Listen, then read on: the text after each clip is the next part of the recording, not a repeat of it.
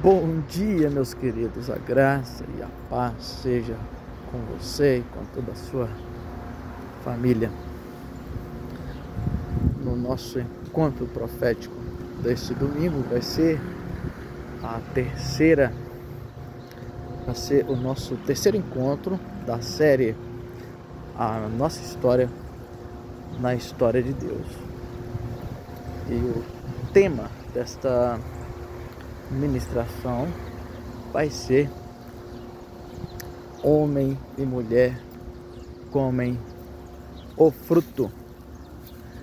Esta história está registrada no livro dos Gênesis, capítulo 3, dos versículos de 1 a 13. Essa história conta a história do homem Adão e a sua esposa Eva, quando eles comem do fruto da árvore do conhecimento do bem e do mal. Eu quero refletir com vocês algumas coisas a respeito dessa história, tá?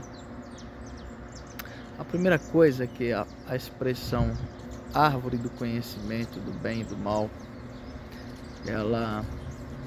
essa expressão não existe. Isso é uma tentativa de explicar uma coisa que tem na língua hebraica. Essa expressão conhecimento do bem e do mal, ela é, na verdade, um conhecimento completo. Conhecer todas as coisas, né? Por isso, nas traduções vem essa expressão bem e mal, que nos dá a ideia de conhecer tudo, conhecer tanto aquilo que é bom quanto aquilo que é ruim, ou seja, você ter o conhecimento completo. Essa expressão na hebraica, ela quer dizer você conhecer uma linha de uma ponta até a outra, ou seja, conhecimento completo, né?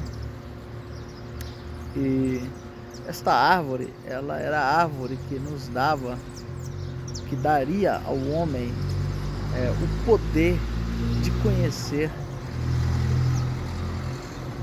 muitas coisas que ele estava restrito a não conhecimento, por uma série de razões, né? Se você imaginar uma criança, por exemplo, com o seu primeiro ano de vida, né, o primeiro aninho ali, 1 ano e meio, 2, quando ela começa a falar, é uma criança que conhece muito pouco sobre a vida. Os pais, eles já passaram por muitas experiências, sabem muitas coisas, muito mais coisas do que uma criança de 1 ano e meio. No entanto, a criança, ela sabe o que é necessário para ela.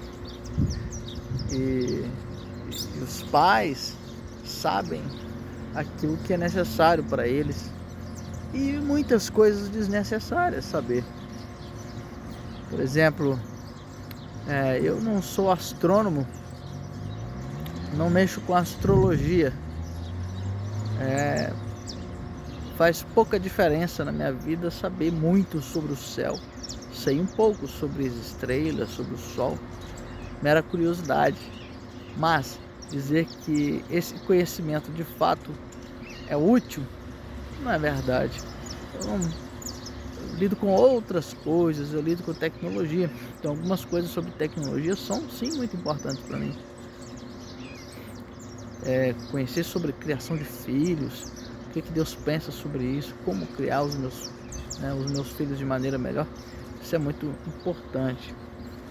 Mas nós temos muito conhecimento desnecessário, tempo investido em conhecimento desnecessário, tá? E a grande questão então em relação a essa história que vemos, essa árvore, ela daria ao homem a oportunidade de descobrir coisas que não foram dadas a ele, não era o momento dele. Algumas não eram o momento, outras talvez ele não devesse saber jamais. No entanto, ele estaria fazendo uma escolha por poder entrar no mundo do conhecimento, ou se deixar ser guiado pelo Pai para conhecer aquilo que era necessário para cada fase da sua vida, e que Deus o Pai o daria conhecimento necessário, né? Então esse é o grande dilema. O dilema é uma perseguição ao conhecimento sem fim,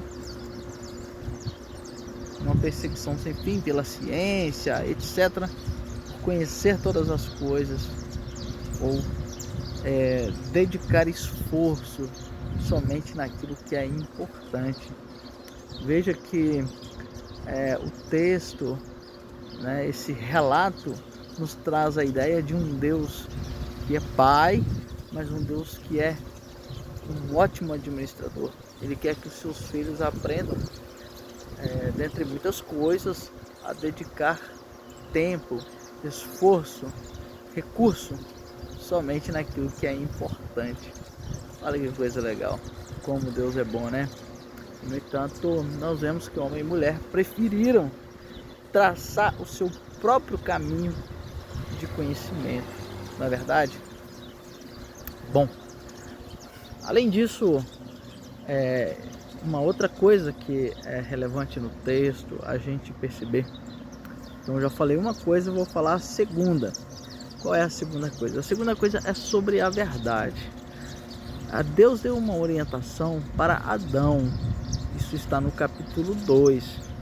Quando Deus o coloca no jardim, Deus fala para ele não comer do fruto da árvore do conhecimento, né? Do bem e do mal. Do conhecimento completo, de conhecer todas as coisas. Mas a serpente, ela começa com a seguinte questão para ele: olha, não é verdade que Deus disse que vocês não deveriam comer de nenhum fruto de nenhuma árvore do jardim? Deus não disse isso, tá? Deus não disse isso. Então a serpente, ela pegou a palavra de Deus e distorceu ela para adaptar ela para os seus próprios interesses. Então aqui nós temos essa outra questão, tá? A respeito da verdade, ok? Bom, então a serpente, ela falou mentira, ela não afirmou nada. Veja bem, a serpente não mentiu, ela não afirmou nada, mas ela pegou uma afirmação de Deus, uma direção de Deus, e provocou um questionamento, tá certo? Para atrair a atenção da mulher, ok? Então a pergunta em si, ela não tem nenhum potencial. A pergunta da serpente, ela é uma pergunta de curioso, aparentemente, só aparentemente, porque o que a serpente queria era atrair os ouvidos da mulher, ok? Então você pode perceber, as mulheres, elas são muito sensíveis na audição. Olha que bacana. É verdade, as mulheres são muito sensíveis na audição. E a serpente queria então atrair os ouvidos da mulher para ter uma conversa com ela, né? Outra coisa que a gente pode perceber também na história é que a gente pode perceber ainda, né, nessa história que, deixa eu lembrar aqui, ó, fugiu, passou uma pessoa aqui, ó, e eu perdi o raciocínio, mas nós vamos retornar, ó. Lembrei, vamos lá. Tem passarinho cantando aqui, tem gente passando, um ambiente muito legal, olha só.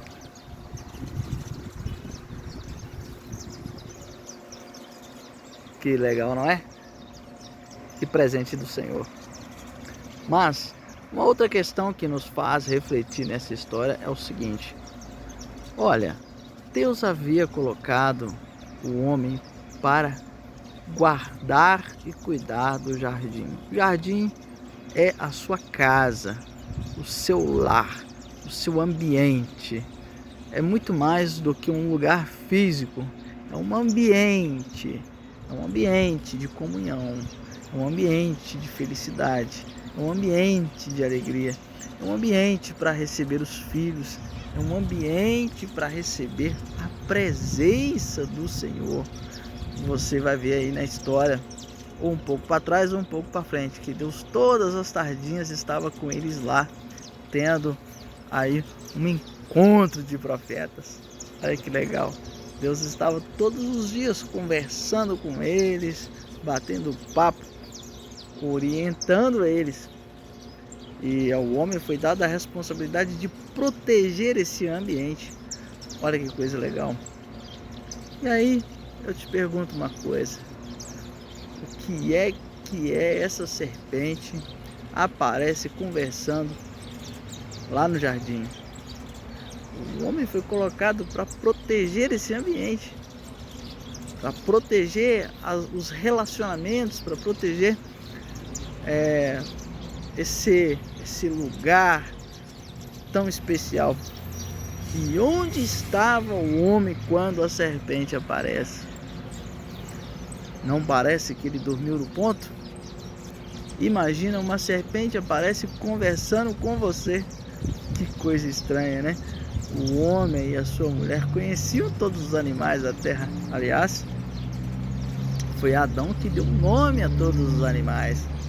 Ele sabia, olha, a respeito de animais. E talvez esta serpente não fosse uma serpente comum. Mesmo assim, Adão, que era um homem conhecedor daquilo que era comum, daquilo que era um animal comum e daquilo que não era, ele saberia o seguinte: olha, tem alguma coisa errada. É verdade que, no entanto, a serpente aparece, conversa com a sua esposa e Adão nem vê. Olha só, ele estava realmente distraído da sua responsabilidade. Então este é o segundo ponto. O terceiro ponto que da nossa reflexão aqui, ó. Então o primeiro ponto foi do que é a árvore do conhecimento do bem e do mal. O segundo ponto é sobre verdade. O terceiro ponto é sobre responsabilidade. Ok? O homem estava distraído da sua responsabilidade. Pois é. Ele e a sua esposa. Como assim a sua esposa não sabia que esse animal era um animal estranho que estava conversando com ela? Estavam os dois muito distraídos, porque Deus criou ela para quê? Para poder segurar na sua mão e socorrê-lo. Olha só, mesmo ele estando distraído, a sua mulher não podia deixar de ter olhos bem abertos, bem atentos. E estava ela também o quê? Distraída da sua responsabilidade. Quando Deus criou o homem e a mulher, se você observar, ou melhor, criou a mulher e levou ela a Adão, ele disse: essa, enfim, é ossos dos meus ossos e carne da minha carne. Ela será chamada varoa, porque do varão foi tirada. Veja bem, e o texto diz o seguinte, que ela era idônea ao homem. A palavra idônea quer dizer aquela que é capaz de socorrê-lo. Quando ele cai no buraco, ela tem o poder, a capacidade de segurar na sua mão e arrancá-lo do fundo do poço. Adão estava distraído, mas não só ele, a sua esposa também estava distraído da sua responsabilidade. Então nós vemos aí, meus amados, um problema que foi com os dois seres humanos criados por Deus, o homem e a sua esposa, ok? Então esse foi o terceiro ponto. Eles foram irresponsáveis com a sua responsabilidade dada por Deus, ao homem de proteger e guardar, e à mulher de estar atenta ao seu marido para socorrê-lo quando necessário. Está, olha só, orando por ele, conversando com o pai sobre ele e orientá-lo quando necessário. Ok? Eles estavam distraídos. E aqui, por fim, o quarto e último ponto da nossa reflexão. Qual é o quarto e o último ponto? O quarto e último ponto é a culpa. Eles começaram a colocar culpa uns nos outros. Olha que triste, né? Quando nós estamos fora da presença de Deus, somos irresponsáveis com a responsabilidade que Deus nos deu. A nossa tendência é fazer exatamente isso. Não assumir a nossa responsabilidade. O homem assumir a sua responsabilidade, a mulher assumir a sua responsabilidade, enfim. Mas eles não fizeram isso. Um foi colocando a culpa no outro. Olha que triste, não é verdade? Tem muitas coisas que a gente pode aprender ainda nessa história, mas este é os 4 pontos mais importantes. E por fim, agora estou me lembrando de mais um último ponto. Veja esse ponto aqui, que é o ponto mais importante da história. Como eu poderia me esquecer dele? Olha, Deus o Pai viu tudo isso acontecer e ele deixou que eles mesmos fossem responsáveis com aquilo que lhes havia sido confiado. Deus viu todas as coisas, mas ele não interferiu. Por que ele não interferiu? Primeiro, porque ele é pai, e um pai que acredita nos seus filhos. Ele deu responsabilidade e ele confia nos seus filhos. Olha só, Deus confia em mim, Deus confia em você. Deus nos leva a sério. Olha que legal, mesmo quando a gente falha, Deus, o nosso Pai, nos leva a sério e Ele não abre mão de nos confiar aquilo que somos, que recebemos já, que amadurecemos, que somos capazes de resolver. Aquilo que nós somos capazes de resolver, Deus não vai resolver por nós. Ele confia em nós. Ele nos dá o que é necessário para resolver, mas não resolve por nós. E aí, o que aconteceu? Eles tiveram então que, é o que a gente vai ver a seguir, eles vão ter que arcar com os desafios que virão pela sua má administração da responsabilidade que receberam de Deus. E Deus não é injusto, porque Deus confiou a eles algo que eram capazes de fazer, né?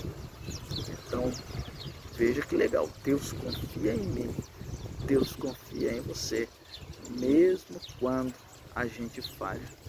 Deus não abre mão de nos procurar, porque Ele é o nosso Pai. Um pai nunca deixa de, nunca abandona o seu filho só porque ele falhou, porque ele não cumpriu a sua expectativa. Nada disso. Como pai, a coisa mais importante é viver em comunhão. Tá bom? Deus te abençoe. Olha, até a próxima, se Deus quiser.